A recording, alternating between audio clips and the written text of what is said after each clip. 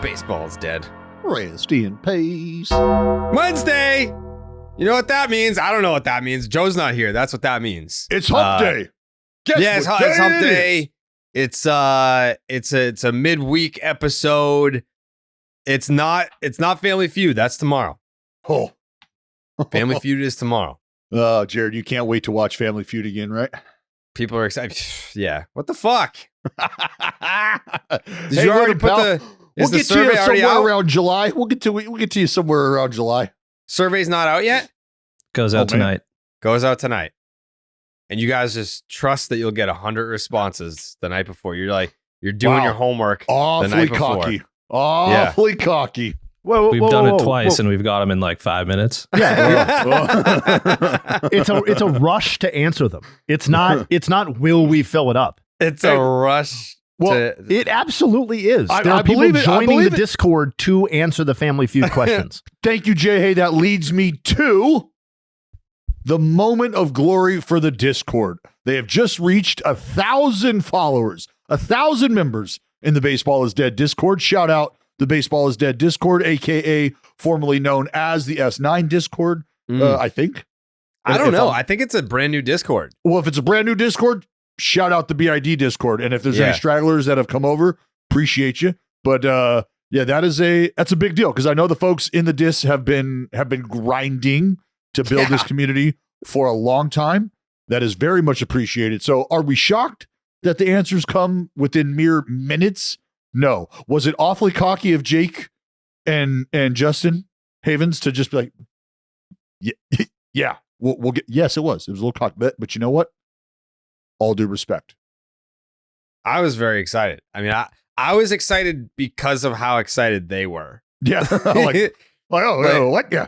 Yeah. Like I saw them celebrating, like getting to 1,000 members on the Discord. And I was like, that's pretty cool. Hey, like, I'm not and we had nothing to do with it. Like we didn't we'll mention it here and there, but we're not like tweeting out links being like, hey, like you got to sign up here. You got to sign up. Like they did that all on their own. Yeah. And I'm still, as I'm celebrating it right now, I was still like, maybe I should go. No. I'll let. What? Discord scares me. It scared me too, and I'm in the shallow end. Like I will go on the Discord, but I usually only respond when I'm tagged. So like I have an account, I'm in there, I'm active, but like I kind of have to be prompted to speak, and then I will. Versus just like going in and like jumping in the conversation. Yeah, see, like that's what I want to do. I want to go in and fucking cannonball into a convo and just be like, hey, what's going on? What do you guys, what are we talking about? What do you have an account? I don't know. I think I do. I think I started you do, one. then you probably don't. Oh, okay. Well, I the reason I say I think I do is because I thought I might have started one initially and then was like, you know what? I think these people might scare me a little. So maybe I'm gonna not even get in the shallow end. Maybe I'm just gonna dip my pinky here and there. I'll check that though. Yeah, check it. Yeah. Jayhay, you in the Discord? I know that you're in the Reddit sometimes. Yep, I'm a member of the community. My username is not Jayhay, so people who have been there a while know when I respond, and some others don't necessarily know that it's me responding right away. But and that's just because I had already created something before before I joined. You got a Discord burner? No, it's just the name I use. Like I use Discord for the fantasy leagues that I play in with my friends. Just that's like the chat room for the league and all that sort of stuff. So the Baseball is Dead Discord is just another tab on my Discord app. So it's actually very easy. And I'm popping in there. Harry Flapjacks 420. Who are you? Join and I'll tell you. How about that? Wow. I'm in. Done. Okay. All right. Yeah, we got to get you in there. We got to get you in there, Dallas. Yep, trust me. Good people. I know that it's scary. No doubt. I know that it's scary. I have had the same experience, the same anxiety that you face, but I overcame it. And it took a lot of courage, but I got there. All right, I'll do it. All right. Jayhay, you going to do it? Do what? He's in. I'm already in. Brad Ausmus led the league with 30 double plays grounded into. 1998. Alex Rodriguez led all of baseball with 389 total bases. 2001. 6 players played in all 162 games this season, and Aaron Boone for the Cincinnati Reds was one of them. 97. The All-Star Game was held at Miller Park. 03. The Diamondbacks were swept out of the postseason in the division series by the Cardinals. 02. Oh, shit. The Yankees won 103 games. 1998. John Smoltz led all of baseball with 96. 55 saves. Do what I did. Keep going. Go. 2005. 2009. Damn it. 2000. Fuck. I guessed every other year. Did you have it surrounded? Did he go to? Yeah, I did the same thing with the fucking Toronto. I was 2 years, or I was a year ahead. Oh, Jayhay. Damn it. Damn. I got to tell you. Admittedly, I made Jayhay's a little bit harder than I would have for Dallas. I would dumb it down. Should still for get it. Dallas. I was clearly sniffing around it. God damn it. You were right there.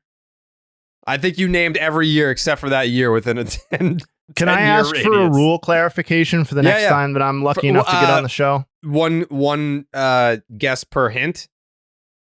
Yeah. So am I allowed to just like start spewing shit at the end, or am I waiting until you provide a new hint before I guess again? So I've been doing 7 hints for 60 seconds. Yeah. Jake, what do you think? I'm fine with the way it played out. Like I'm fine if you only get 7 guesses. I want to make sure that I wasn't leaving shit on the table for future appearances. Should it be 1 guess per hint? I think it should be 1 guess per hint. Otherwise, you're just kind of saying as many years as you can. Yeah. 1 guess per hint. But then after the 7th hint, once it gets to the 10 countdown, that you should get 3 guesses. Well, you're gonna have to be careful because you're gonna. I'm telling you right now, hand up. I will just start firing off dates in that 10-second window. I'm not keep it the way that it was. No, I'm going fucking full Bryce Harper and his dad home run derby. I'm not waiting for shit to land. I'm fucking swinging. What's the point of the countdown if at 9 seconds you've used up your 1 guess and then we just have to wait for death at that point? I'm just being honest. All right, how about 2 guesses with the 7th hint? Okay. Yeah, you get 2. The countdown to be dramatic. Yeah, because then it's like, all right, like it's kind of it's like the maybe the 50-50 in Who Wants to Be a Millionaire. It's like, all right, we've narrowed it down to 2. Like I probably have 2 guesses in my head. I hope it's one of them. Well, I'll be better next time. I'm just glad I'm glad Jayhay didn't get it because I thought for sure you were just going to get it every single time. Yeah, that was actually what I was thinking was going to happen too. So this is it's humbling that on attempt number 2 I've already taken it out. You're having a strong Wednesday, Jayhay. I like it. Hopefully we bounce back. And yeah. Well, we've now done it 3 times without ever establishing the rules, and I feel like it's played out great every time. Oh yeah. Yeah, I like that it's random. Definitely random. Yep. So are the rules. Mm-hmm. So are the rules. Well, now we know. 1 guess per hint, 2 guesses once you get to the final hint. So that was the preseason. Regular season starts tomorrow. Yeah. Got it. Yep. All right. It's 1-0. Clean slate. 1-0. No, Justin Havens. No, regular season starts tomorrow. Regular season starts. Technically, I've been doing them on Thursday. I haven't done one on a Wednesday yet. Haven't done one on a Monday yet. Well, it's strategic because you know that we've got Family Feud. Well, I think Joey doing one would be good entertainment value. think we should give that a shot one of these times. Yeah, his brain, there's no, I mean, like he would just start guessing dates in the 1800s, I feel like. Like once it got down to crunch time, he's throwing out 1836. Yeah, I don't know, bro.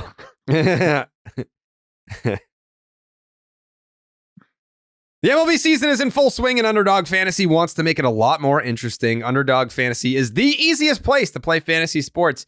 Playing their pick'em game is as simple as selecting higher or lower on player stats, strikeouts, total bases, home runs, and so much more. Make entries of all of baseball, or you can mix and match across your other favorite sports. You can win up to 100 times your money, and it's a ton of fun. Last night would have been a ton of fun over here in Boston because the Boston Bruins were able to win Game 5 in Florida to force a Game 6 back here in Boston on Friday.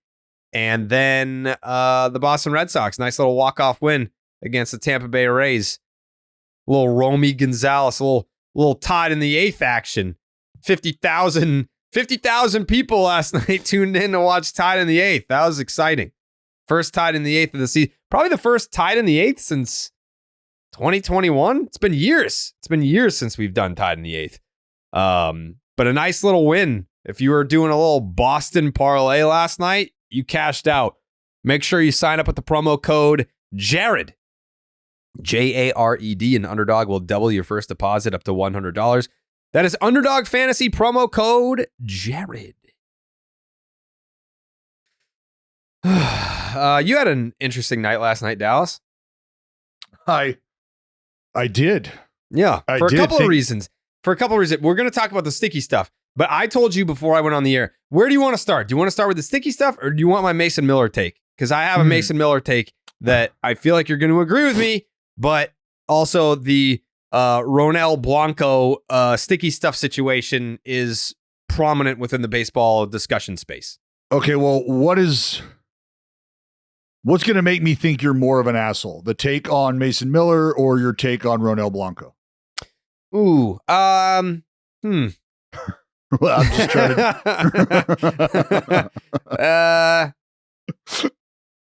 I don't know that I have an asshole take on either. I think I'm on the right side of history for both here. Then give me the Mason Miller take first, so I can filter that out, and then use that negative energy channeled towards Ronel Blanco. I mean, first of all, the fact that you're just assuming that this is a negative take, I'm personally offended. You know that I'm a Mason Miller guy. We're now best friends. We follow each other on Instagram. We watch each other's stories. We support each other. We're pals. My Mason Miller take. If you what was it? 2021? We were in Denver for the All-Star game. Yeah. Yes. All right. 2021 Denver All-Star game. Like that was like the Shohei Ohtani All-Star game. That was like he's in the home run derby and he's batting leadoff. It was all about Shohei. You want him starting the game. I want Mason Miller to start the All-Star game for the American League. That's not a crazy take at all. And I think that we are and Jared, I'm going to tell you right now, you're not the first person to have this conversation. We've been floating this conversation around our neck of the woods for a hot minute because I've been bringing up the Pedro All-Star game experience. Yes. Like that's what you want to see, right? So as far as starting pitchers are concerned, in our game right now, do you have one outside of Paul Skeens that you want to see face the 6 best that the other league has to offer? No, and I don't think that he did last night. He went 2 shutout innings and punched out 5. I don't need him to go 2 in the All-Star game. I would be ecstatic to see him pitch the first inning of the All-Star game and just carve up the top 3 hitter. I mean, like he would be facing like Mookie Betts, Shohei Ohtani, and who? Probably fucking Freddie Freeman. So don't sleep on that for a minute, but don't sleep on this either. Is Mason, and this is the best part about him. And I want you to meet him, but it's almost like, look, you can meet him once and you could talk to him for 10 or 15 minutes and you might get the vibe. But you just kind of have to, he's a dude where you learn a lot more about him just watching him. Yeah. Because I mean, talking to him is great. He's a fucking awesome kid. But he has got some fucking satchel in him. Like, ooh. Like, all right, we're just we're done fucking around. Like I'm sorry that I have led you to believe that this was fair. And I'm sorry that I've led you to believe that we belong on the same field. That is my fault. Let me bring all of those thoughts to a crashing in for you. Well, you're already starting to see the evolution of his confidence because like last night, after what he did to we'll talk about the performance. I mean, we can hit on it here. It was 102 dotted to Jose Altuve away. It was 102 dotted up and into Yordan Alvarez. It was a slider away to Bregman that had him waving at it like an asshole. I don't know who the last batter was, but he threw a slider that was out of the zone. But the umpire was just like, "You're not going to get a hit anyway." He was like, we should just fast forward to the part where you strike out. So he undressed the Astros, and his body language was just like, eh. Yep.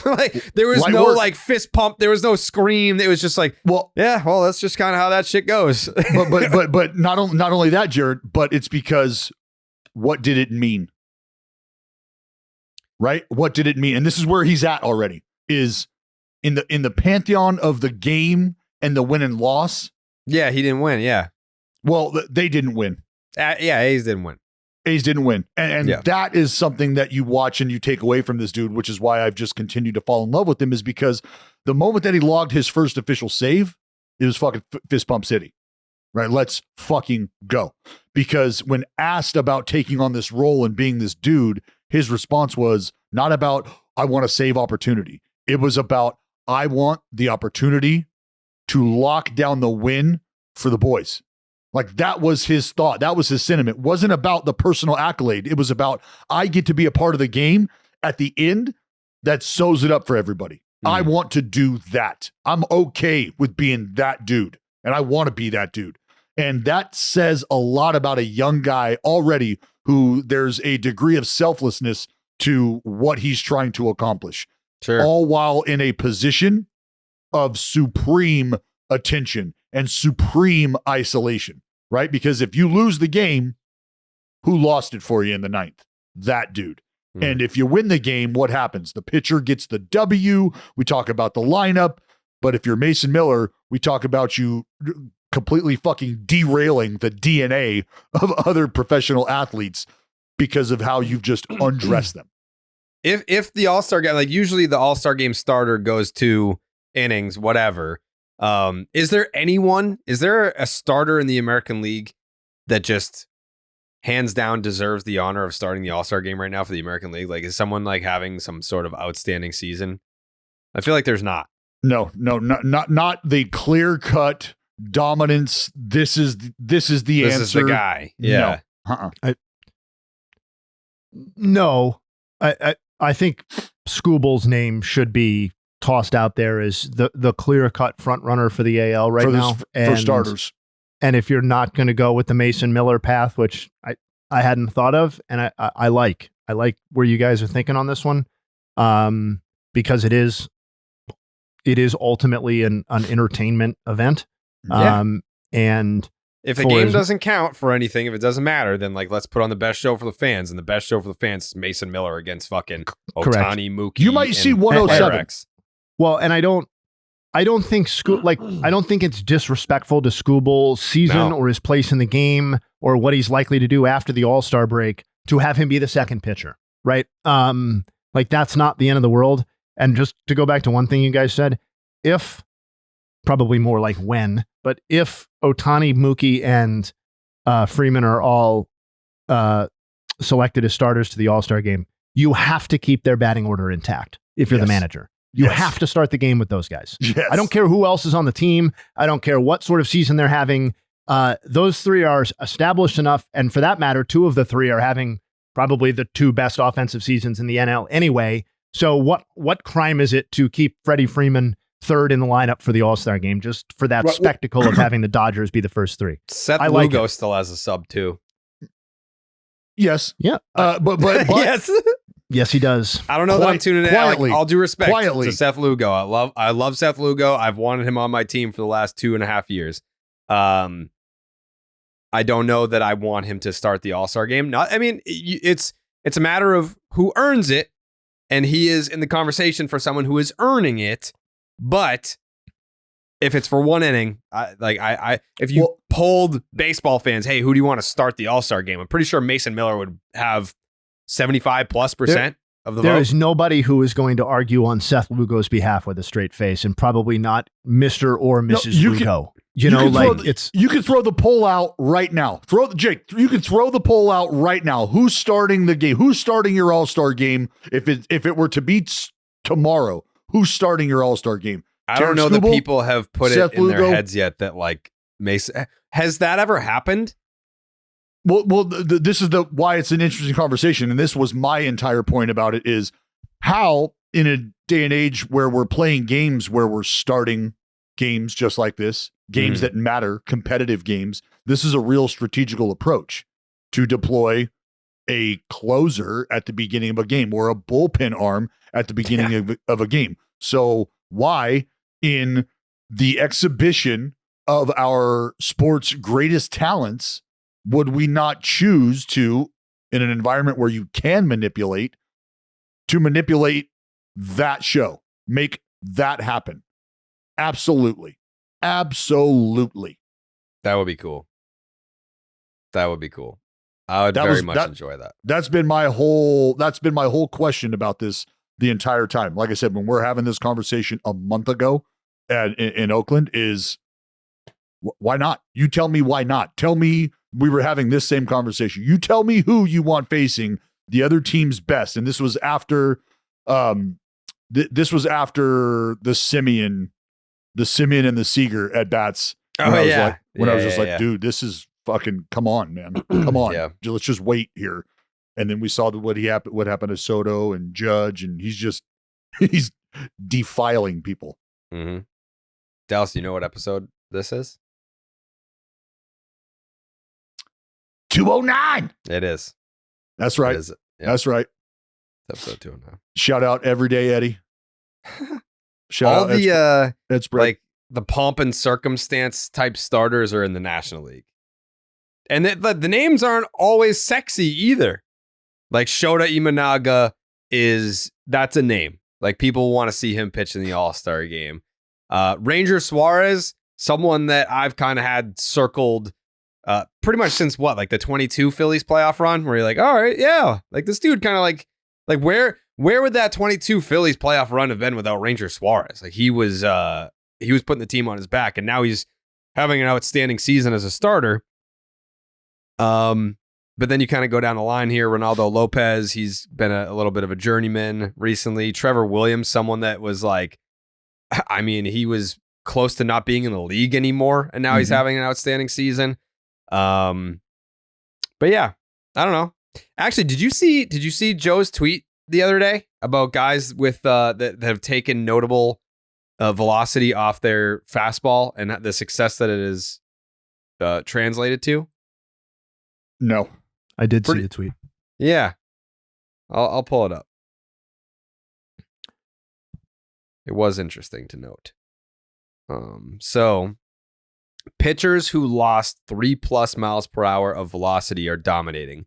Jordan Hicks is down 4.7 miles per hour. ERA went from 3.29 to 2.44. Garrett Whitlock down 3.7 miles per hour. ERA went from 5.15 to 1.96.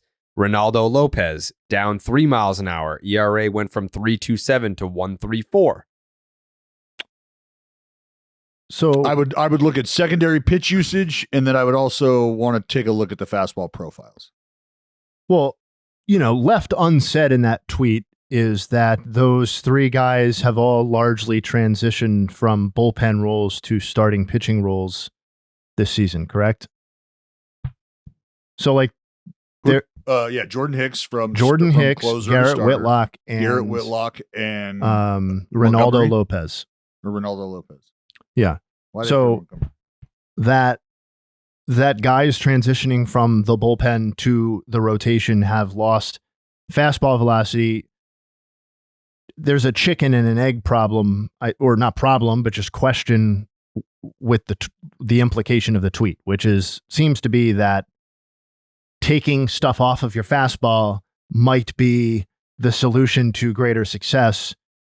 but you can't really have that conversation while not mentioning that those guys are all transitioning from 1 or slightly above 1 inning burst pitching to 4, 5, 6, 7 inning outings, where every single person in baseball history essentially would experience something of a velocity dip. So, like, what's interesting to me is, why are those guys experiencing more success in the rotation than they did in the bullpen, largely, at least in recent history? And it has to be a more complicated answer than they're throwing slower.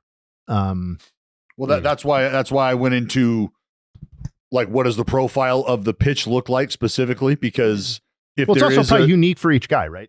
Well, yeah, and that's why if your profile looks different, if the fastball is just playing differently, and you have figured out a way to match that up with your secondary stuff or profile secondary stuff to complement what the fastball is now doing, that's an area where you could start to generate or create, I should say, gaps, create different layers of production. Like, oh, I might start implementing a curveball because I realized that I was throwing a 4-seam fastball that had more run on it than vert, but I've actually figured something out to where now I'm throwing a pitch that's maintaining its plane a little more, which has in turn helped my curveball a little more. So even though I'm not throwing this fastball quite as hard, I do have a pitch that complements what the fastball looks like and is actually helping the fastball. So these two things correlate. So to your point, Jordan, we'll just use Jordan Hicks as an example, because that's the guy of the three who I'm most familiar with his changes from last season to this season. He's throwing a splitter 23% of the time this season. He basically didn't throw one last season. And lo and behold, that splitter, batters are hitting 0.79 against it. And in not a trivial sample, he's throwing it 23% of the time. This isn't some bit pitch where they're hitting 0.59 because, it's 1 out of 9 or something, or 1 of 11 or something like that. It's a more substantial, it's 3 of 38 with 17 strikeouts, just to be specific. So, calling attention to the fact that all three of those guys are better this year than they were last year in more substantive roles, I think is interesting. I think it's dangerous to reduce it to the fact that they're all throwing slower because they're throwing 5 times as many pitches per outing. The sticky stuff situation, Dallas. What the hell happened last night? Not sure. Not sure. And this is what was interesting is during the game, Eric Bacchus was the base umpire. And, they're checking guys as they come into the game. They're checking guys as they leave the game. And I could read his lips and said, I checked him in the first, nothing. And so that would indicate that they were checking him consistently, which we saw. But then eventually they came to the conclusion that, hold on, no, what we're feeling this time is just not right. It's a little different, maybe. Okay, so they took a deeper look and they started looking at his glove and started looking at his hands. You can't hear what they're saying, but you can kind of surmise what's going on. And they're feeling his hand, and then they started to feel on the inside part of the glove. So where you stick your glove in, where your palm rests in that part of the glove, they started with their thumb, and with their fingers started pointing to that area, started pressing down on that area. And that's when I, on the broadcast, was reminding the folks at home who were watching, who might not have been in the building, who might not be in Houston, Texas, where my windows, as we sit right now, are quite literally dripping moisture because of the humidity outside. And, they'll keep the roof open for a while and then close it before the game. But it was very humid. JP Sears, I think by the 3rd inning, had already sweated through a jersey and was changing his uniform. So I said, in my humble opinion, that this could very well just be a matter of gunk or sticky stuff that has accumulated over a period of time. If he's in the dugout applying rosin before he goes out there just to kind of dry himself off or load up the rosin before he goes out there. And if it's humid like it was, then that's something that's a possibility. Because remember, if you keep your arms down and sweat drips, where does the sweat drip? It drips down, it drips into your palm, and your glove gets fucking wet. It gets moist in there. It just does. That's what happens. And so I'm not telling you that it wasn't a sticky substance, because I thought I saw somewhere that that Eric Baca said that it's some of the stickier stuff that they've touched, or some of the stickier stuff that he's seen, which would tell you that Eric Bacchus, big league umpire, has seen plenty of pine tar situations, have seen plenty of rosin situations. So for him to make that assessment, well, that captures your attention, as it should. But that's why they immediately took his glove and immediately ran it over to the side, give that to whoever needs to take it, and that'll go be analyzed, and they'll determine if it was what, right? They're essentially going to do a DNA test on the substances. And if there is anything other than rosin and what comprises rosin, there's going to be an issue. And that's what we'll find out. So in the moment, there's also something that we all identified a long time ago, not a long time ago, but as a real life tool to be able to assess this, right? You can look at the numbers and the profile of the pitch, and you can look at how the pitch is playing in the moment. And statistically, there was no data that was jumping off the page at you that was telling you that his spin is so egregiously up right now, we need to look at this. That wasn't the case. And trust me, I was looking at that so that I could figure out, okay, well, hold on. Is there a point in here? And in real time, you know, I do have to broadcast the game, so I'm talking, but in things that I found, nothing egregious. Also, the precedent has been set that even if they come back and determine that it was just rosin, he's still going to catch a suspension for overly sticky rosin. Well, yes, but this is where I said this on the broadcast. We've had situations where guys have been allowed to change a glove. We've had situations where guys have been asked to wash their hands off. It's very subjective. Yeah. Like, so what are we doing? Yeah. Like, what's the play here? Like, and this is where people are like, yo, don't defend that shitbag organization. Don't defend. I get it.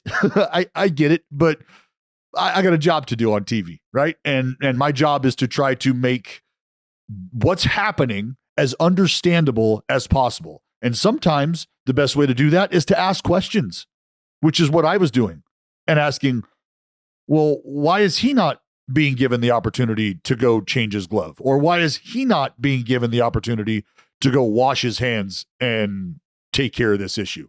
And maybe, Jared, maybe that's at the determination of the umpiring crew, who has felt the hands of individuals and has been like, okay, you know what? Yeah, that checks out. This doesn't feel like anything crazy. Go wash your hands and see if it comes off.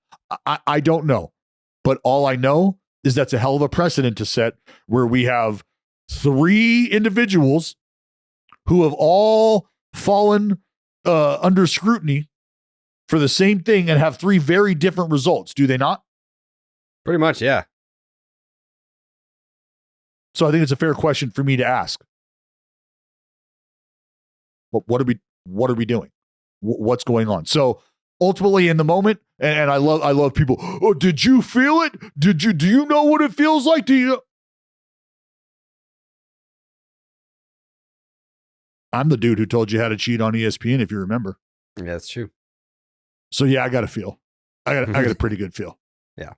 But in that moment, did I go down and feel the fucking glove? No. Sorry, I wasn't able to make it down in time. I just had to take my personal experience and what I was watching and put that together. Am I naive for wanting to give him the benefit of the doubt, just because at this point, no, like, you'd have to be a real dumb idiot to get caught with sticky stuff in 2024? I feel the same way about PEDs. Like, I understand that there's a way to beat the testing for PEDs and whatnot. Like, A-Rod was doing it forever with how he was taking it and what time he was taking it and the certain substances and how long they would last in the system. Like, he was ahead of the testing. I get it. So, like, you can beat the system, but with sticky stuff, it's pretty cut and dry. Like, it's yes, like you're getting human beings physically touching your glove or your hands or your jersey or your pants, and it's determined right then and there. Like there's no testing. It's just like fucking feel. And if you're someone that's going out there and using something and it's obvious, you're going to get caught. So I just don't understand. Like, I don't know how many guys have intentionally used sticky stuff or overly used it. Cause I think we know like guys are probably still using something here and there, but overly egregiously using sticky stuff in today's game. I don't think that someone would do that, especially someone with like a story, like the no hitter and like his entire career story. It's like, do you really want to like tarnish that by using sticky stuff? Yeah. And that's where, look, I can't speak to the character of the individual. I don't know the dude. I haven't talked to anybody for an extended period of time who does know him, who could say like, this is something this dude would never do. Or, hey, you know what? This is a guy who's been grinding for a while. Like that's not something that I can speak to. So to answer your question again, like, are you naive to think that? I want to say no. Because the PED aspect of that comparison is, look, if you've got 2.5, 3 extra mil laying around to take care of the testing and take care of ways to navigate the testing, that's how you can beat that. Yeah. That, like, to your point about A-Rod, he had enough money to be able to beat it, or try to beat it anyway, till he didn't pay the bills. So that's where the difference there is. And that's why I used the Baseball Savant and StatCast and stuff as, without naming it, but that's what everybody was doing when the spin conversation first started to surface, right? It was, okay, we'll just go to the pitch tracking data and we will apply it. So when somebody throws a slider that has 350 more RPMs in a 1-2 count as opposed to the 1-0 count, well, now we're starting to identify like in real time when these guys are using shit. Jayhay, your take?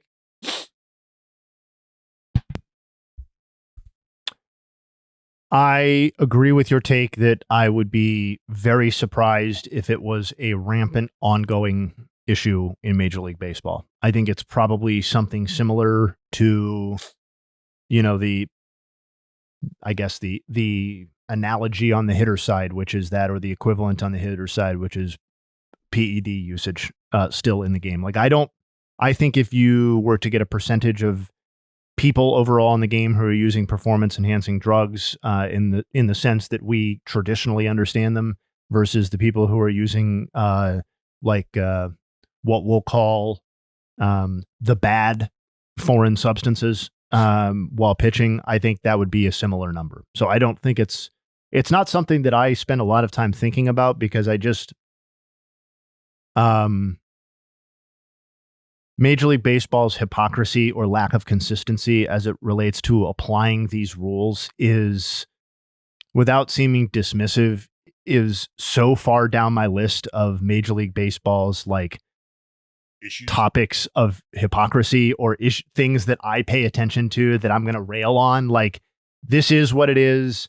I think we've come a long way from like the eyesore experience that was getting everybody dressed down as they exit the fields and having it feel like it was an event every single time people came off. Like, I don't feel like it's as invasive as I forget what year that was, 22, 21, whatever that was. It doesn't feel as invasive as it was then.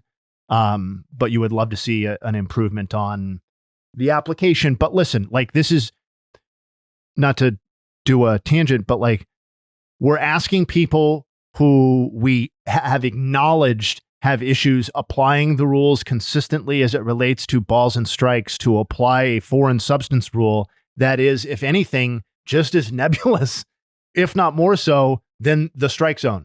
So, or what they're asked to call from the strike zone. So it's just like, we talked about these guys being middle management. We talked about them having authority stripped from them as it relates to the review center and the kind of hands up, like, we don't really have anything to do with this sort of thing.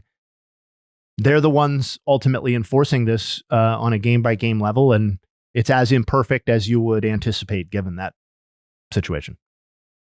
Kind of a side note here, but Dallas, in your opinion,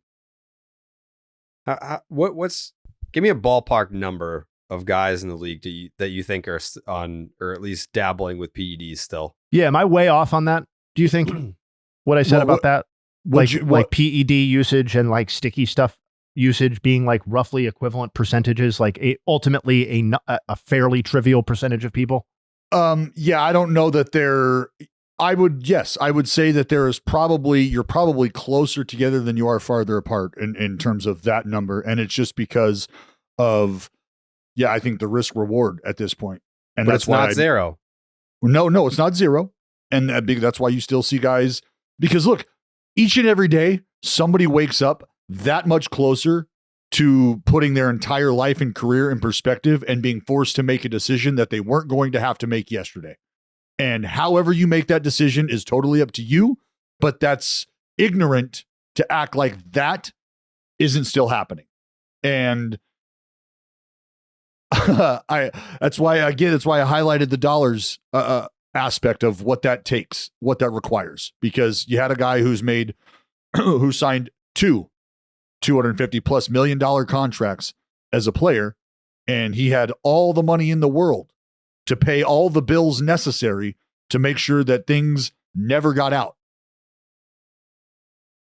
Didn't work out.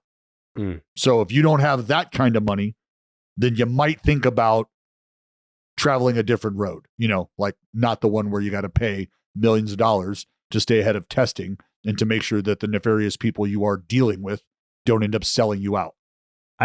I might be the most naive person in the world, but I would be, if a player of the profile that we were used to dealing in when we were teenagers or children or whatever age we were, relatively speaking, young adulthood, when names like that were getting suspended for PED performance, or they were getting linked in the Mitchell report, or they were getting linked in things with more credibility in some people's eyes than the Mitchell report, like whatever it was, I would be close to blown away if names like that started dropping with real regularity in 2024 or 2025. Like if we started losing, like, I'm not going to name names. I know, that's a waste of time, but like, well, it's not a waste of time, but it's also disrespectful. Yeah. Right. Cause you don't, sure. because that's what it would feel like, is these players that we have like put on this pedestal are now the players that we're pulling off the pedestal.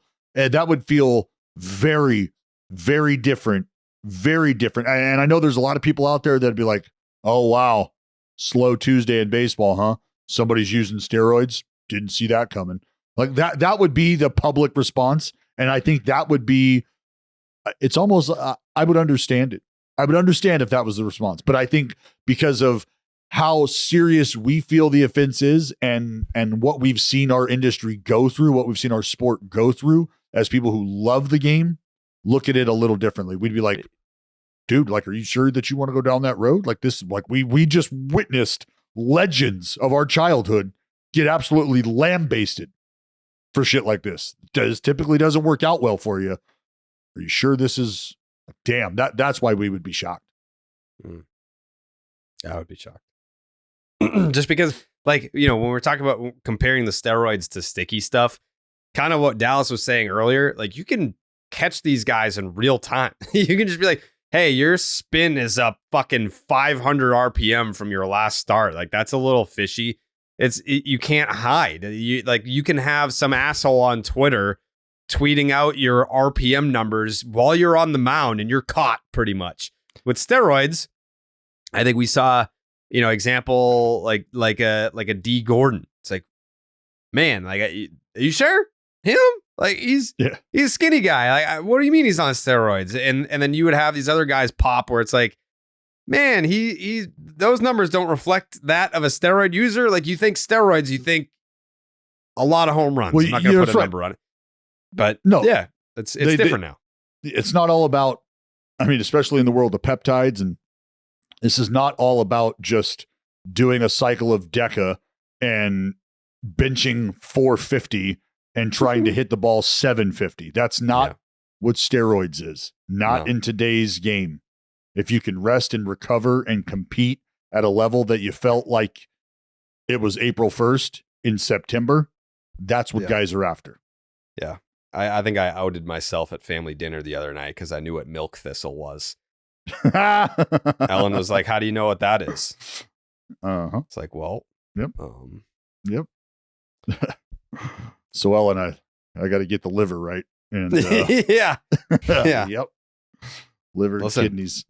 Hey, if you're going to do it, you got to be smart. But that was over 10 years ago. Yeah, that was years ago for you, right? That was years ago. Yeah. I've admitted to steroid use in 2011. It was 2011. And God knows what the fuck it was. I bought it on some college campus from some two sketchy dudes. Who the fuck knows what it was? That was the only time I ever dabbled. Swear to God. It was a different podcasting environment back then. It was a different time, dude. Different time. Every podcaster was doing steroids back then. You had to look to your left or your right, and you're going to be like, well, am I going to compete or am I going to get left behind? Right. Yeah. And Dan Katz, host of one of the most popular, if not the most popular sports podcast in the world, admitted steroid user. He used steroids in college. He said it. I dabbled in 2011 and that was it. I'm like A-Rod. I'm just telling you, I'm coming clean on the usage. It was in 2011. That's it. I've been clean ever since. I'm willing to take a test at any point if anyone wants to test me. That's good to hear. Commendable. Thank you. You know what else is commendable? The Game Time app. Very much commendable for a multitude of reasons, and I'll explain them all to you. Game Time is an authorized ticket app marketplace of Major League Baseball. Maybe you've heard of the league, which makes getting tickets faster and easier. Prices on the Game Time app actually go down the closer that it gets to first pitch, with killer last-minute deals, all-in prices, views from your seat, and their lowest price guarantee. Game Time takes the guesswork out of buying MLB tickets. You know what I just thought of?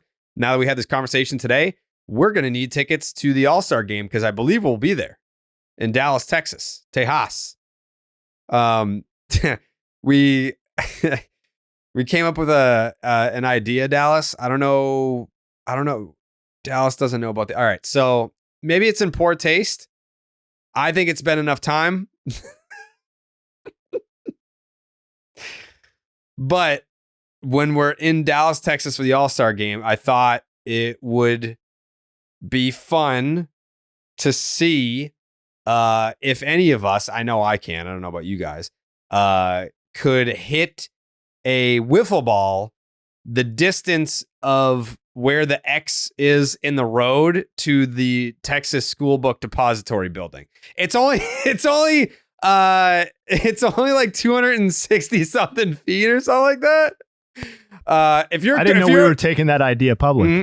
Yeah. If you're a baseball content creator, don't steal that idea. That's my idea. That's my idea. I want to see if I can. You're going to be very safe. Yeah, don't steal my idea. I want to see if I can hit a wiffle ball the distance of how many pitchers, Jared? One or two? Oh, okay. I see what you did there. Yeah, well, yeah, it's just an idea. I think it's a great idea. Well, yeah, well, give it a shot. Yeah. Whoa. Whoa. Well, we're going to need tickets to the All-Star game. We're not just going to go to, it would be crazy to just go to a location to cover something and not have tickets. That would be insane. So we're going to use the Game Time app once we get there to make sure that we get tickets to the All-Star game. And you know what? There's no rush for us. Like, we don't need to get them right this second because they have last-minute deals. Save up to 60% off buying last minute for sports, concerts, comedy, theater, and more. They have flash deals. Save even more with the exclusive in-app deals on select tickets ahead of the game or the event. They have zone deals. What does that mean? You can save even more when you choose a section and you let Game Time choose the seats for you. All in pricing. You toggle this feature and you'll see the total up front. So there's no surprise fees at checkout. And you got the awesome seat views. I've explained this a million times. It's what we did when we went to Atlanta. We were sitting there trying to get tickets to Braves, Phillies, and you're able to just hold up your phone and see a complete panoramic view from the seat that you're about to buy. And they have the lowest price guarantee, or Game Time will credit you 110% of the difference. The Game Time ticket coverage, your purchase is covered with the most flexible customer service policy in the ticketing industry. Take the guesswork out of buying MLB tickets with Game Time. Download the Game Time app, create an account, use the promo code BID for $20 off your first purchase. Terms apply. Again, create an account, use the promo code BID, and you will get $20 off. Download the Game Time app right now. Last minute tickets, lowest prices guaranteed. So are you of the thought process, Dallas, that idea is in poor taste? It was 1963. Like, come on. It's been a while, Jared, but I don't know if I'm the arbiter for the expiration date on something like that. I think it's a good idea. Would I be willing to participate? Probably. Yeah. Yeah. I'm just being honest. Yeah, we're doing a wiffle ball home run derby. There may be cash prize involved. Thanks to Underdog. We've been talking about it. We're throwing around a bunch of different ideas, things that we can do when we're down there, live shows, watch parties, whatever have you. Wiffle ball home run derbies, and maybe the JFK wiffle ball challenge. I don't know. I would love to, because I know I could do it. 200. What is it? We looked it up earlier. I think sponsorship could be a bit of a hurdle for that. I don't know. There's probably someone that would sponsor that. Depends on what sponsors you're willing to take on, I think. Right. Yep. Because never mind. We're gonna stop. Let's see. Yeah, 266 feet. I could definitely hit a wiffle ball that far. I've seen Alex Bregman hit a wiffle ball about 500 feet. So yeah, it's fucking doable. Yeah, it's doable. Yeah. Unless he's facing Mason Miller. I saw that last night. That was a tough AB. Ooh. But he had a 2. Didn't he have a 2-homer game the night before? Yeah, we're on to the next topic. Yeah. So, all it took was the A's coming to town for Breggy to get back on track. Fucking A. But on the opposite end of the spectrum, no one got anything really going against Aaron Nola last night. Complete game shut piece. 9 innings, 109 pitches, 4 hits, 0 earned runs, 8 strikeouts, 0 walks, 9 outs on the ground, 3 flyouts. And this performance made sure that the Philadelphia Phillies became the first team in Major League Baseball to reach 30 wins this season. Yeah. Shout out, Phil. No one had that happening. With the Atlanta Braves in this division. Okay? Shout out to Davey Dombrowski. Davey Big Dick Dombrowski put his big hammer on the ground, the hammer of Thor, and he said, you know what? I understand I'm in the same division as the Atlanta Braves. I understand that no one's giving us a shot to win this division. And there's a long way to go. We're not celebrating division titles right now. But what we are saying is that the Philadelphia Phillies not only are in first place, but they have the most wins in Major League Baseball. So that deserves to be celebrated. No doubt it deserves to be celebrated. And we've kind of lightly touched on it on this podcast, but I think this is a great opportunity to hammer the point home. 2 things. A, it's a big 3 in the NL for sure, with the Dodgers, Braves, and Phillies. The Phillies absolutely need to be in that conversation if that's not already obvious. Well, with the way they're throwing the baseball. And we're also, it's not like this is a 45-game sample of great performance where they've surged past and are now the best team in the NL for a very small period of time. They are a team that has been on the fringes of this conversation for multiple years, have advanced multiple rounds into the playoffs for 2 consecutive back-to-back seasons, basically with this core.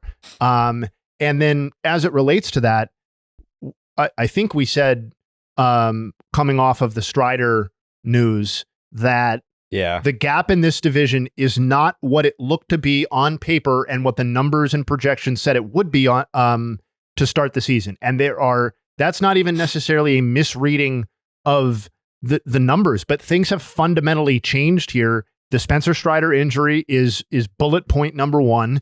The Ranger Suarez ascension is bullet point number 2, because even if you don't think he's a 1.5 ERA pitcher, and of course he's not, I think it's very clear at this point that the Phillies rotation needs to be viewed as closer to a big front 3 than 2 aces and this other guy who contributes really nice stuff in the postseason. Like Ranger Suarez he's not as good as Zach Wheeler, and he's probably not as good as Aaron Nola, but the gap between those guys to the Phillies' favor, because the other 2 have not gotten worse, Suarez has gotten better. That's fundamentally changed from what we thought it was at the beginning of the season.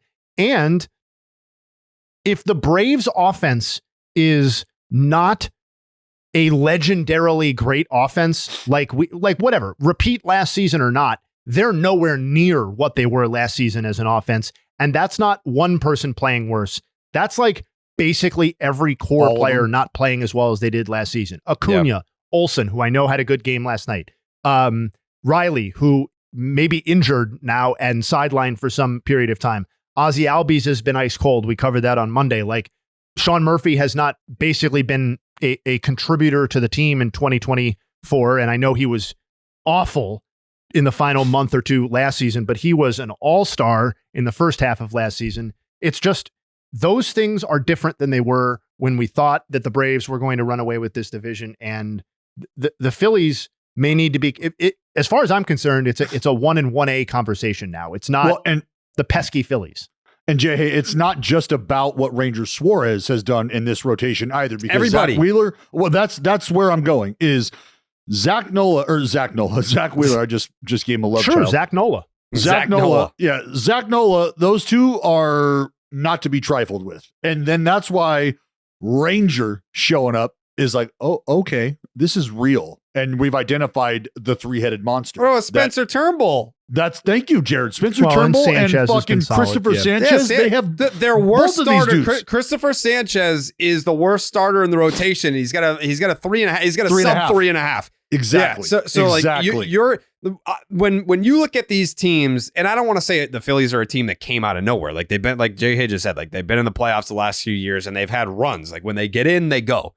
But the teams that have that success, that, you know, you're in first place, you're the first team at 30 wins, teams like that, it's like you've got your dogs, you've got your Nolas, you've got your Wheelers, but then you also have to get the guys below that you didn't expect to perform to overperform. And everyone that fits that description is doing that. They've got three guys that you didn't expect to do what they're doing right now, and they're doing it. And that's where the Sanchez and Turnbull, those two dudes Suarez quietly be. Well, I mean, I'm not gonna look. You expect Suarez to be viable. Like, you don't expect Suarez to have a fucking sub 2. That's why I was going to say the difference between viable and dominant is very big. And that's what's happening right now is he is dominant. He is dominant. 54 innings, 55 punch outs. He's got a sub 1 whip. It's a 7 and 0.72. Yeah, I was going to say 0.75. It's 0.72. 917 strikeouts per 9. Correct me if I'm wrong. The bullpen's an issue. If we can get the bullpen figured out, now things really start to take shape, I think, for the Phillies. Yeah. Really start to take shape, because the offense is banging. The offense is banging right now. They're rolling the pole and they're getting support from the staff. What you always have to consider is, if there's a stumble in the rotation, do you have guys down there in the bullpen that can fortify those outings, that can handle the outings where shit blows up? And do you have a group down there that you think you can rely on consistently to get that done? And I'm not saying that the bullpen is going to be their undoing over the course of a full season. I think their offense and what they're doing in the rotation is enough to do what they're doing at this point. But we all know, once it gets to September, you start knocking on the door of October, what has to happen? You've got to be able to come in and match up, and you've got to have reliable outgetters beyond what the 5 in the rotation are doing right now. And so it might not be a huge cause for concern or a big red flag right now, but it is something that you have to pay attention to. Yeah, we spent a lot of time talking about this when the Cleveland Guardians were red hot, and we were talking about their offense and how, in the past, they were just trying to single teams to death, and you need that guy that's going to come in and, all right, there's 2 guys on, here's a 3-run home run. Like, you need guys that can hit home runs, because that's how you win baseball games. You look at this Phillies rotation, they don't give up home runs. No. Top to bottom, they don't give up home runs. It's a 0.70 home runs per 9 combined between those 5 starters. Who is Nola giving up the most with 7? Yes, Nola is the only starter that has a home runs per 9 that's above 1. Yeah, it's 0.67, 0.76, 0.68, 0.21 for Christopher Sanchez and a 1.09 for Nola. Yeah, so it's not even like you would look at Nola and say he has a home run problem. It's just he stands out because he's not as home run proof as the other guys. Yeah, Sanchez is the dude. He's given up 1 homer. Yeah. 1 homer. 8 starts, right? 8 or 9 starts, 1 homer? He's got 8 starts. Yeah, in a day and age where it's a fucking every other outing, a guy's giving up a long ball, maybe 2. Yeah. Mm-hmm. 7 homers for Nola, 1 for Sanchez, 4 for Suarez and Wheeler, and 3 for Turnbull. I would also like to take this time to shout out Stromy. Matt Strom, Jared. You see the work that Matt Strom is putting in? Huh? 16 and a third for the lefty. 27 fucking punch outs for Stromy. Uh-huh. 0.80 whip for Stromy. Huh? Mm-hmm. Give it a lefty. God. Deal it. So if they get some more help like that, deal it. He's having a good year. Just I knew you were going to get to that. I wasn't sure when. I just I wanted knew to make sure you were going to get to that. Yeah, I had it loaded up right here. Yeah, next line here says Matt Strom, pretty good, huh? Yeah. That's talking Stromy. Yeah. We got to talk Kyle Tucker though. This was something that we teased on the Monday episode, and Jayhay had a nug about him to lead into this episode. The question was, this is how I posed it.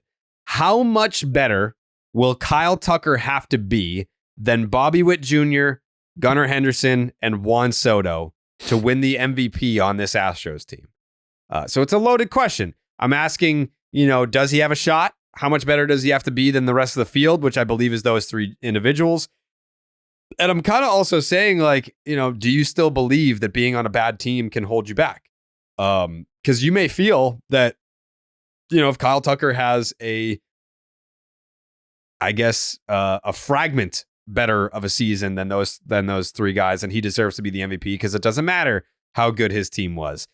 Or will the Royals story, if the Royals get to the postseason and Bobby Witt Jr. is one of the best, 100%. That's going to carry him. Juan Soto, the pomp and circumstance of being in the Bronx that first year, and he gets them to the playoffs, and he's having one of the best seasons in the American League. Or, if the Orioles kind of do what they did last year, they win 100 plus games, and it's the, young, exciting core that they have over there, and he's the standout player from that core, that could push him in. And then Kyle Tucker, if he has a little bit better than all those 3, but he's on an Astros team that doesn't make the playoffs, where are we at on all that?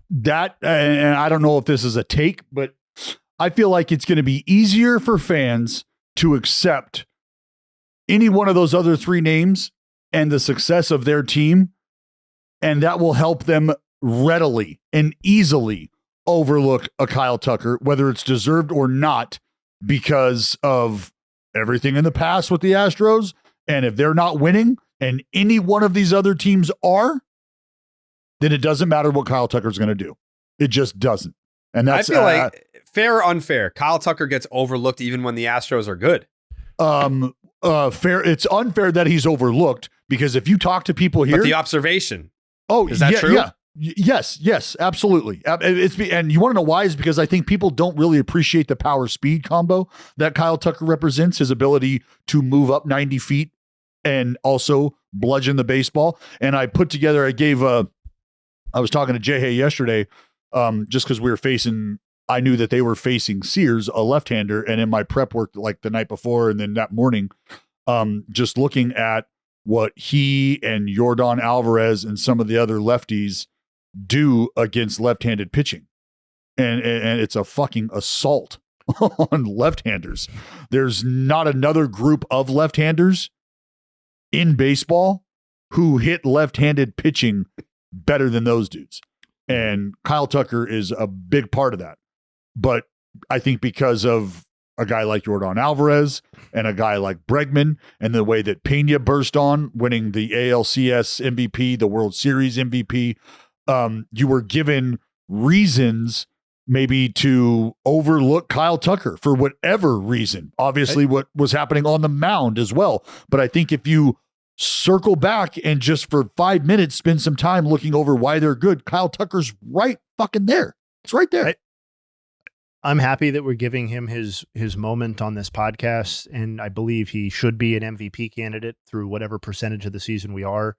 But I actually think it's pretty understandable how you'd get to a point where Kyle Tucker was overlooked both league-wide and on his own team. Like, I think last season, I think last season was the first year that he could make a claim as being the best position player on the Astros. I think the Abreu slide, the Bregman. Well, yeah, I mean, Abreu was never the fucking best position player on the Astros, but like Yordan, Correa departure, Bregman slide, Altuve being out for part of the season. Like last season, there was an opportunity for him to open up. Every single season, not to say he wasn't really good, but every single other season, I think you could definitively claim that the best player on the Astros was somebody that was not Kyle Tucker. Whether that was Yordan Alvarez, whether that was, the championship eras with Bregman and Springer and Altuve, Correa, that sort of thing. It was always somebody else. So he was always the secondary player on his own team. I also think your point about the power speed thing is correct. I think he is definitely overlooked as it relates to that. I know I had that stat from the last podcast that kind of teased this conversation, but I dug into it a little bit more. And I just want to reiterate that power speed thing for a second, because if you look at players, he's in his age 24 to 27 seasons right now. Go to work, Jayhay. Age 24 to 27 seasons. So he has the rest of this season to add to this, is kind of the point of that. There have been 14 players in MLB history to have 100 plus homers, 75 plus stolen bases, and an adjusted OPS of 140 or higher during that 4-season age span. And here are the names really quickly, because that's all I'll need to say about it. In addition to Kyle Tucker: Mike Trout, Mookie Betts, Christian Yelich, Ryan Braun, Andrew McCutchen, Vlad Guerrero, Chipper Jones, Barry Bonds, Darryl Strawberry, Eric Davis, Mike Schmidt, Frank Robinson, Willie Mays. That's it. Okay. So a lot of MVPs there. Yeah. A lot of MVPs, a lot of Hall of Famers, a lot of people who's at the very least their peaks were Hall of Fame caliber. In the case of like Darryl Strawberry and Eric Davis. In Yelich and Braun's case, MVPs. Like Kyle Tucker is at that level in terms of his production. And I agree, we're still not there from a mental standpoint. But I think maybe this is the season that it happens, because I think in some cases he has ascended past Yordan as an overall contributor to the Astros. Like if his bat's really this, if his bat is as good as Yordan's bat, yeah, that's not a reach. He's a better player. That's not a reach. That's not a reach at all, because Yordan is a clog on the base path. Yordan is borderline liability defensively. He's one of the 10 best hitters in the game. But if this is more about Kyle Tucker, if Kyle Tucker is 95% of the hitter that Yordan Alvarez is, Kyle Tucker is a better player, period. Yes. And because of what he does on the field and in the base paths. So if that's who he is now, then he will get his credit. To your specific question about what does he need to do to surpass those other MVP candidates, I think that is going to be an extremely steep hill to climb and mostly narrative based. And I don't think it's consistency. Well, I don't think it's that's what's going to do it. That's what'll do it. Jayhay is consistency, is because that's what each one of those other individuals has a track record of, is doing it consistently. Well, and what Kyle Tucker has done, the fucker finished top 10 the past 2 years in the MVP. It might have been top 15 the 2022. 22 he was 15th. Last year he was 5th. And how many, and I probably have this backwards too, but I believe he stole 25 and then 30 bags, or 30 bags and then 25 bags. 25 and then 30. So that's why my initial thought is speed power combination. That's one of the things that you need to pay attention to, and the consistency with which he can provide that, because everything we've talked about defensive wise and like that, those things wash. But what he brings to the table in those two areas specifically cannot be overlooked, should not be overlooked. And in my opinion, if you can do those consistently, this is the conversation we were having about Mike Trout when he showed up. It's fucking power, it's raw power, and it's raw speed to the tune of 30 plus every year on either side. Kyle Tucker has that ability. He could very well fuck around and be a 25, 20, 30 guy every year. And if he does that for the next 6-7 years, whether he's been more valuable than Yordan Alvarez will not even be a conversation. Yeah. But I was actually going to bring up, go ahead, Jayhay. No, as it relates to the MVP question though, like if the two guys who are ahead of him in this conversation, so to speak, one of them was anointed the MVP frontrunner in the AL to start the season and is delivering in every possible way for the most popular team in the AL, who gets the most eyeballs and the most highlights and the most social clips. So to overcome Juan Soto specifically, I think is going to be an enormous task when you have what could end up being a 15 or 20 game gap between those two teams in the standings, depending on how this goes. And Bobby Witt Jr., to Dallas, Kyle Tucker's track record is indisputably longer than Bobby Witt Jr.'s track record. But I think we're all on the same page that Bobby Witt Jr. has been anointed in a way, narrative-wise, and with the ascension of his team and him being part of it. guy on that team in a way that Kyle Tucker, as we just discussed, has never been for the Astros, fairly or unfairly. Like, those are narratives to overcome that I think are actually more powerful against him than the fact that the Astros aren't winning as many ball games as is expected. Like, I think if Juan Soto continues to hit this way, like, there's just, what are you going to do? What are you going to do Nothing. An MVP candidate if Juan Soto doesn't slow down? There's almost nothing you can do because people almost want him to win the award. And if he's deserving, then he's going to get it.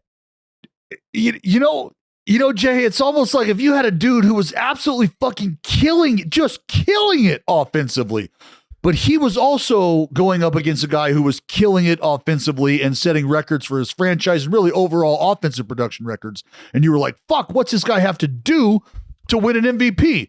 And what if somebody was like, well, what if you put him on the mound and he threw like 150 innings and was super dominant, like a part of the Cy Young conversation? Could that possibly sway you? So you're saying, hold on, this dude's going to rake offensively and very well earn the MVP just because of what he does offensively? But then you're going to tell me that this dude's making 20 plus starts on the mound and is in a Cy Young conversation? Well, that guy would win the MVP. Is this you complaining about the 2022 MVP again? Oh, no. There's no complaints because that's already been done. Really what it is just thinking, man. You might not have picked up on that right away, folks. It's almost like narratives. I thought we were in the clear on that. That was a 2022 grudge rant. We're never in the clear on that. We'll never be in the clear on that. I just got to say, though, last thing on Tucker, like, Tucker has actually been better than Juan Soto this year offensively. So if that continues, he's been better than everyone, really. Yeah, then this is a much more interesting conversation. I just think those are the narratives that he's competing against, in as much as the Astros are wildly disappointing. Kyle Tucker awesome. coming into play today, he leads the league in total bases, OPS plus, OPS, and home runs. And when Dallas mentioned the name Mike Trout, he went a different route with it. But I was going to kind of pose the question of, with Mike Trout out of the picture, does that allow other guys to shine? Because I feel like, it's been a while since Mike Trout has been Mike Trout, but the Mike Trout bar has sort of been a thing where if you don't reach the bar that Mike Trout has set, then it's hard to stand out as like, hey, I'm having a fantastic season. It's like, well, it's not better than what Mike Trout did or is doing or was doing. And it's hard to kind of stand out. But now that Mike Trout over the last couple of years here has been pushed to the side, either with injuries or I don't want to call it poor performance, but not what we'd expect to see from him. Does that allow guys like Kyle Tucker finally to stand out when they're having awesome seasons in their own right? It creates that comparative baseline that almost it's what you say, like when we're with the boys, kind of like we're talking right now. We're like, hey, fuck, reel it in, bud. Like, it's been good, but is it Trout power speed combo good? Right. You know what I mean? Like, he's giving us that. And so that's, if that allows these other guys' names to be talked about more, great. I think if it gives context to what they're doing, that's more important. So it's almost like, thank you, Mike Trout, for doing what you have done and doing what you used to do at the level you used to do it at. And here's that C word, Jay, with the consistency you used to do it at, because that's what we will start to look for is, okay, he had one good run, or okay, that's a couple good years. Let's see him put together 5 or 6. Let's see him do this consistently. And then that's where you start to really, truly appreciate Trouty. Last thing here, actually, well, a couple more things, but last meaty topic. Unless Jayhay, do you have anything else on Kyle Tucker that you want to add? No? Okay. The Nats and CJ Abrams have had extension talks. It seems pretty serious. It seems like it's not just baseline conversations. It seems like these conversations are notable enough to where they could be getting somewhere. So I kind of wanted to ask you guys what you thought that deal might look like. This season, leading the league in triples, he's hitting 263, 326 on base, 494 slug for an 819 OPS and a 137 OPS plus. 7 homers, 7 doubles, driven in 20 runs in 38 games. 23 years old. I think I've seen guesses all across the board here. Is it a Julio Rodriguez contract? It's not going to be a Bobby Witt Jr. contract. I believe MLB trade rumors had something that didn't even crack 100 million. Well, which seems light, I guess. If you're going to be buying out arbitration, obviously you're going to buy out the arbitration years, and the hope is to buy out several free agent years. Yeah. I don't know how you accumulate those buyouts without cracking 100 million at least. Well, so let's start where they're starting. Let's identify the player. Sure. That's what has to happen. Let's identify the player. Mm-hmm. So who is this guy 3 years from now? Who is he 5 years from now? Do we think the power is something that he continues to come into and becomes a very real part of his game? Is this a player who we are going to ask and then allow to be an athlete? Are we going to allow him to run? Is that going to be a part of his game? What do we expect out of him? 47 bags last year. He's playing a premium defensive position. You feel like the power is something that can continue to come. Whether that becomes his number one tool, I don't think so. It's not how that projects. But who is this player going to be? And I think if you look at the young crop of players right now, I think if you go to Fangraphs and you look at the Zips projections, like he's essentially in the same category, same group roughly of WAR as like a Dalton Varsho, of Jackson Holiday. So what type of player are you locking up for the next 7 years? I mean, that's where I think the conversation really has to start. It's kind of like, well, yeah, no shit. We want to know who he is and what he does. But where are you placing the dollars in terms of production? What are you paying for mostly with CJ Abrams? Or what do you think you're going to be paying for mostly with CJ Abrams in year 5, 6, and 7? What is he doing for you that you just cannot let him do for somebody else? Yeah, I think it's the speed power combo, but what you need to see more is the ability to get on base. I love that any player that has speed and pop, I'm not looking for 40, 30 homers. Like I would be happy with his. I mean, this is the type of guy that can turn singles into doubles like other players cannot do. Most other players cannot do. So I'm happy with his, I guess, skill set, but like, could he improve an area? Yeah. Like I think that he could be a 360, a 350 on base guy. That would be nice. But that's, I mean, if Jared, it's going to have to be that. Yeah.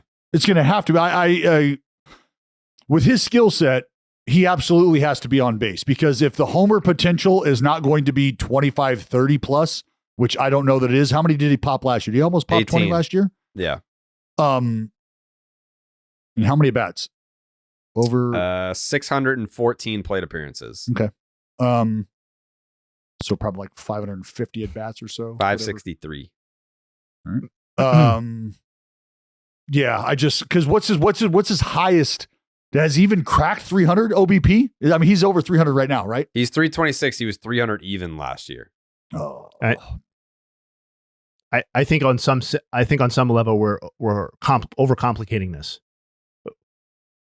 Who are they going to pay? You have to pay somebody at the end of the day. They're not a complete joke franchise. We can haggle over the exact dollars. I don't think he's getting the Julio Rodriguez deal either. What was that? 210 was basically the baseline number. What about the construction though, Jayhay? There were opt-outs there, deal. but we have no idea how many opt-outs CJ Abrams is going to get. So to debate the number of opt-outs is kind of a waste. Like, right? Well, yes. What I'm saying is the fact that those opt-outs will absolutely be a part of the structure of his deal, and also the incentive-laden contract, right? Like that's the idea is whatever those numbers look like, they're probably, however attainable, or I'm not comparing them to Julio, but let's just take that contract situation and apply it to CJ Abrams. What numbers do you think he can effectively hit and achieve that would create escalators? So if it's a hey, we got 10 years for you, but in the last 4 years of the deal, this is what the escalators look like, this is what the benchmarks look like. That's kind of what I was taking away from Jared comparing the Julio thing. No doubt. But part of the initial question was, what is his total outlay going to be? It's not. He said he was not going to get Bobby Witt's number. He's not. He's not going to get Julio Rodriguez's number. I don't think that's the case either, because you can argue he's playing a premium defensive position, but Julio had an established level of performance at his time of the contract signing and a star power that I just don't think CJ Abrams is currently bringing. But my main point here is that regardless of what the actual figure is, the Nationals need to re-sign him sign him to a long-term contract for two primary reasons. A, they need people who have talent on the roster moving forward. This isn't the Marlins. This isn't the Rockies. This isn't no offense, this isn't the A's, or this isn't the current state of the White Sox. This is a team that has ambitions to not be a miserable franchise in the near future. CJ Abrams was the gold chip acquired in the Juan Soto trade. That's what it is. And that's what it looks like now, because while Mackenzie Gore is having a nice season relative to his previous work, he's not going to be the ace level pitcher that people thought he was going to be at the time of the trade. That future seems to have moved past him. But CJ Abrams can be a legitimate star level player in this league. And at his current level of production, even if his on-base percentage doesn't get better, I think you can easily argue that he's currently a star, 0% improvement from where he's at right now. There's a lot of reason to think that he can and should improve, in which case he would become a down ballot MVP candidate.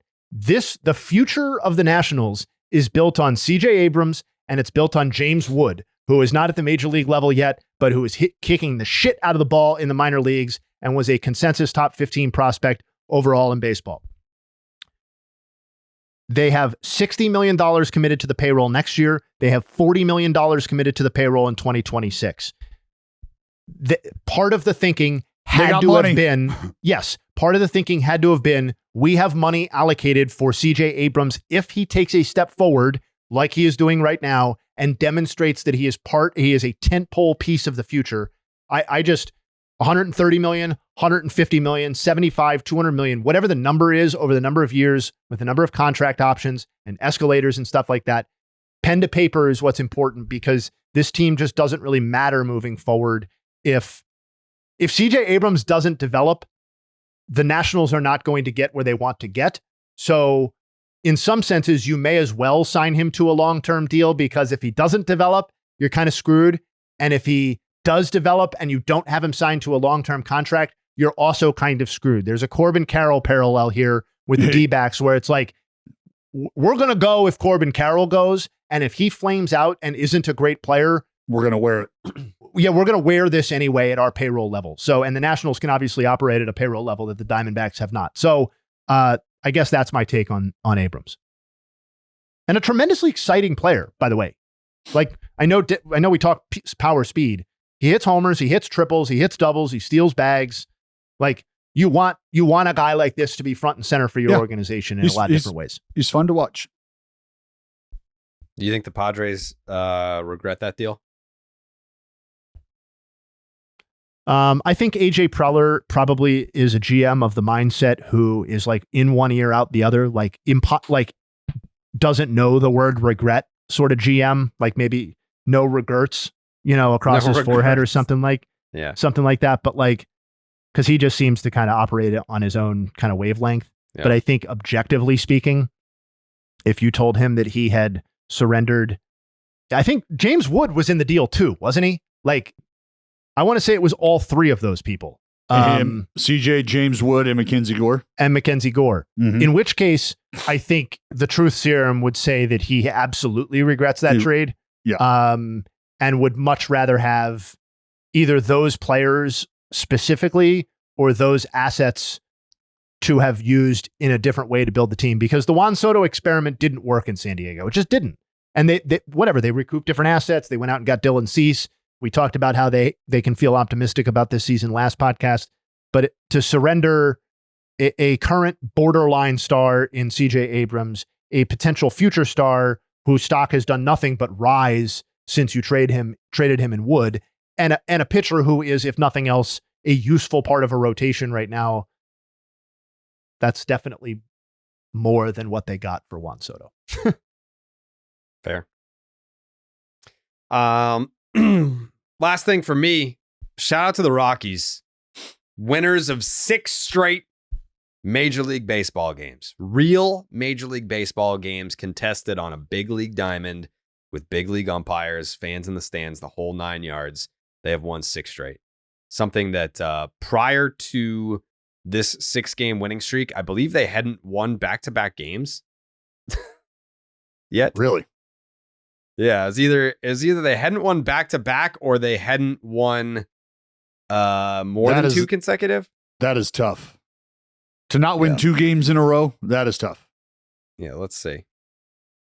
2024 Rockies. Win. Yeah, that's that was the case. Before this 6-game winning streak, they hadn't won back-to-back games yet this year. Streak began on May 9th. So the May 9th, May 10th was the first time they won back-to-back games all year. Wow. That is Rockies tough. baseball. That is tough. Yeah, that's it for me. Listen, we threw a lot of heat at the Rockies, threw a lot of heat at the White Sox, and they have both run off win streaks / groups of wins that we said they probably wouldn't. So congrats to them. And, they've had these nice little surges here in May, and wouldn't totally surprise me if in a couple of months we were looking back and these little pockets of games were the highlights of their season. That's probably going to be the case if I had to bet on it. Yeah. Yeah. So, Jayhay, you got any nugs? I mean, we both know you don't even need to ask, right? Yeah. All right. I'd love to hear them. All right. Some good, some bad, as it always is. We'll start. Let's just get this one out of the way right away. Chris Sale, 6 wins in 8 starts over 49 2/3 innings pitched this season for the Braves. He had 6 wins in 22 starts and 108 1/3 innings pitched for the Red Sox over 22 to 23 combined. Hunter Green is a guy who's... I don't, before you move on, I just want you to know I don't like that stat. Well, the win stat, we're all kind of iffy on that, but it did jump out to me that, doing a lot of work early here. What did he punch out 9 last night? He did. 7 shot? Yes. Okay. Hunter Green, that's a guy that I know we discussed in the offseason as being kind of a potential key to the Reds rotation and unlocking that next level. To some extent, he seems to have unlocked the next level, even if the Reds team overall has not been unlocked. Across 22-23, he had a 4.62 ERA in 237 2/3 innings pitched. This season, a 3.27 ERA in 52 1/3 innings pitched. Some things that are different this season than they were across 22 and 23. The homers are gone. He's really reduced the amount of hard contact that he's giving up overall. He allowed homers in 4.2% of in plate appearances across those previous 2 seasons. That's 1.4% this season. So literally a third as often he's giving up home runs. He's seen a similar reduction in hard hit rate. And if you look at his fastball, not only is it more effective in terms of results, which is probably obvious if your ERA is down 1.5, but he's getting different things with it. The ground ball rate with the fastball, way up.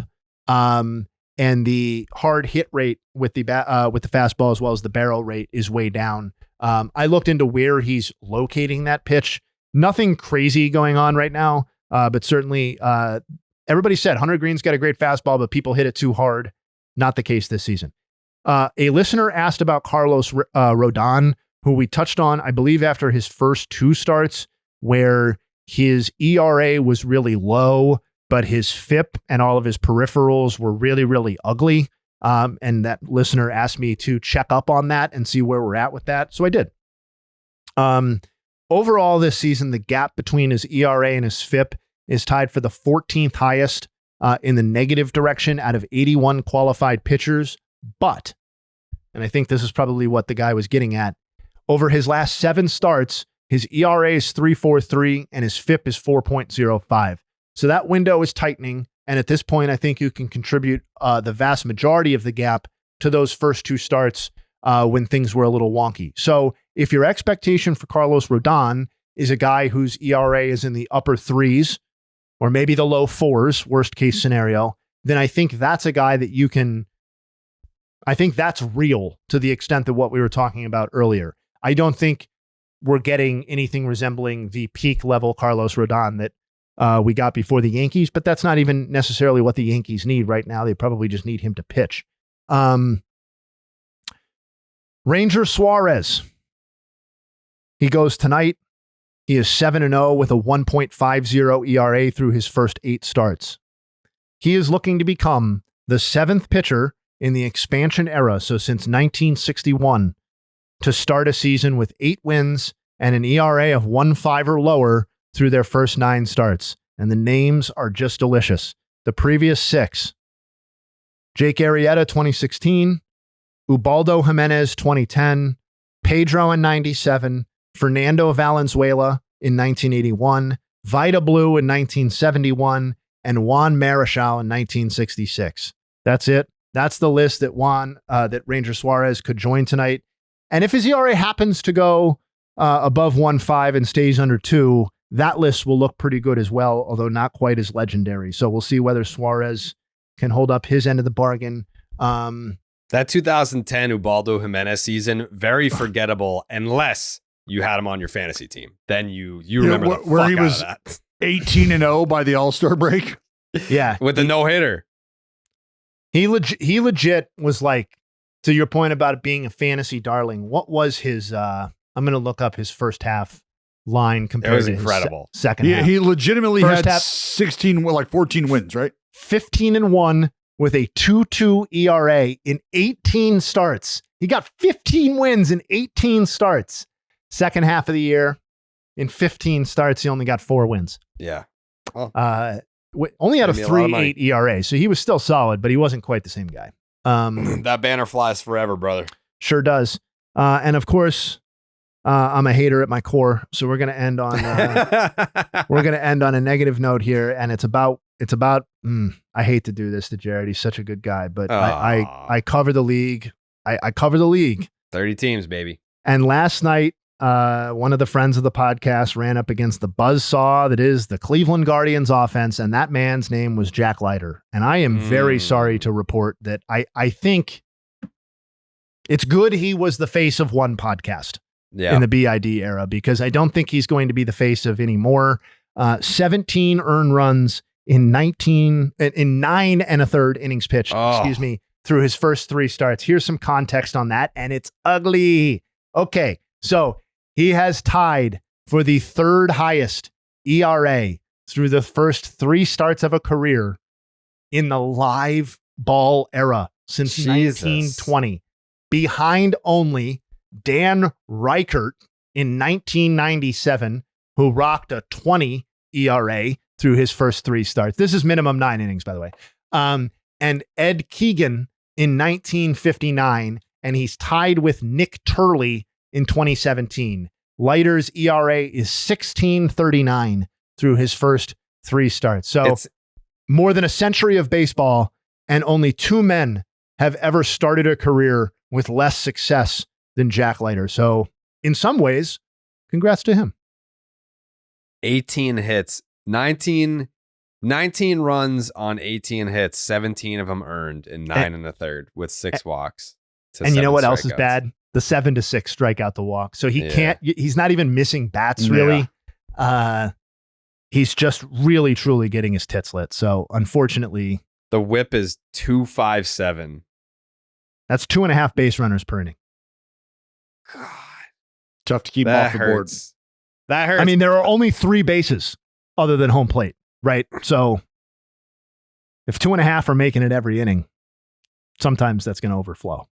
Well, I'm not going to name any names, but if there's one thing about me, it's I'm going to ride it till the wheels fall off with my guys. They could be having a really tough year and I'm still going to be rooting for them. And Jack Layer is one of my guys. So it's not a rooting against situation for me. It's just no. I'm just saying these numbers are what they are and they have to be reported. The numbers are what they are, but I will never acknowledge how bad it is and how bad it could truly get moving forward. You gotta hang it up. Like, you've got to retire for me to acknowledge that it's truly over. Give it a few weeks. Oh God. Fuck, man. Okay. Thank you for that, Justin Havens. Do you have another thought? I had final thoughts, but that's it. No, go ahead. Yeah. If you have any final thoughts. Just keep rolling. Please. Okay. Yeah. Back-to-back Angels thoughts here. I saw this stuff on social media.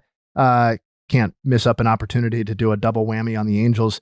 I saw an image that says they're reselling 2010 All-Star Game merch. Max amplified that. I didn't do any secondary detective work to see whether those images were real or dated or anything like that, but that would kind of be pathetic. And then there was that whole, I know we all love Ron Washington. It's pretty rare that you see a manager just say, it wasn't my fault, it was his fault about one of his players. Well, what would you in this first season? What do you want him to say? What do you want him to say, Jay? Maybe that's the vibe. Maybe that's the vibe they need in that room. And honestly, Guillorme just got there, though. What answer would you have him give? This is Ron Washington. Wash. What happened? Well, we put the button on. Okay. How'd that work out?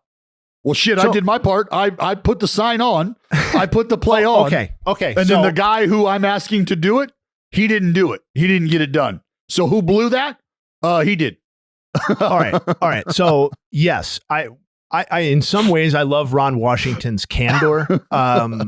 You just don't get that from many managers, particularly about their own team. But my investigation around the context of the bunt request was that he asked a guy who basically just got there to bunt off of a guy who had shown no ability to throw the ball in the strike zone in the plate appearances leading up to Guillorme's attempt, and put the bunt sign on for, I believe, the first pitch of the at bat. And the guy fucking flailed. Obviously, I don't really care whose fault it is. It's just the big leagues. The Angels are a dumpster fire, so that's why I brought it up. And final thought. Last time we asked when Paul Skeens was going to pitch again. The new answer to that question appears to be a day game on Friday, still against the Cubbies. The Cubs. Yeah. Okay. Why is that change interesting? Because he's going to be facing Kyle Hendricks. And why is that interesting? Because there have been 225 pitchers this season to throw at least 25 2 or 4-seam fastballs this year, or a combination of both. The hardest and the slowest. Of those 225 pitchers, we are going to get the number 1 hardest and the very slowest at number 225. So if you like contrasts in pitching, this could be the one for you. Also, if you're looking for the Pirates offense to get going, facing Kyle Hendricks could be just a wonderful opportunity for them. So lots of reasons to tune in, but definitely you're going to get to see an 87.9 mile an hour fastball, and you're going to get to see a 100.1 mile an hour fastball in terms of average velocity. Those are my final thoughts. Thank you. You're welcome. Dallas Braden, final thoughts. I just want to shout out real quick. I just want to give some love to Alex Wood and to Ross Stripling for their first wins of the season. No, first wins of the season, fucking on April 8th or whatever it was. The whole joke was it wasn't their first wins of the season. It was their first win since fucking years. 2022. That was the whole joke. Pod was launched. Yeah, and the fact that it hasn't happened since. I don't know if you guys have been watching, but they've yet to win another ball game. So I just, I'm just kind of just want to remind people it's been that they won it. It's happened. It's happened. No, shout out Mason Miller. I think we did that though. No, but it will always be my final thought when Mason Miller comes up and introduces himself to a new group of people that are supposed to be the ones who humble Mason. These are supposed to be the ones who evade the Soul Snatcher. No, that's a good point. It ain't happening. No, it's Mason Miller. That's a good. It reminds me. I had another final thought. I just want to like call out Tyler Soderstrom, like just whoa, and Brett Harris, and just like Kyle McCann. And I just want to call out Max Schumann. You sure? Yeah. And Joey Estes. You want to give him some love? Yeah, and TJ McFarland and Austin Adams. All Spanky. Austin Adams. Hey, side note, like I'm telling you right now, you guys might want me to start texting you about Austin Adams outings because I can tell you definitively, I do not. Yo, you do. Yeah. You do because the antics are like I've legitimately I can't remember a dude doing the shit that this dude does on the mound like mid game, like he's coming set, like making faces and fucking yelling at base runners, talking to hitters. What's up with A's relievers, man? Like this all started with like Grant Balfour. Like you guys are just fucking crazy. Why? Well, Balfour's he's a maniac. He was an absolute psycho. But Austin Adams is I forget who he punched out, but he just did the super long, like he finished the at-bat. The at-bat was over and he just went like this.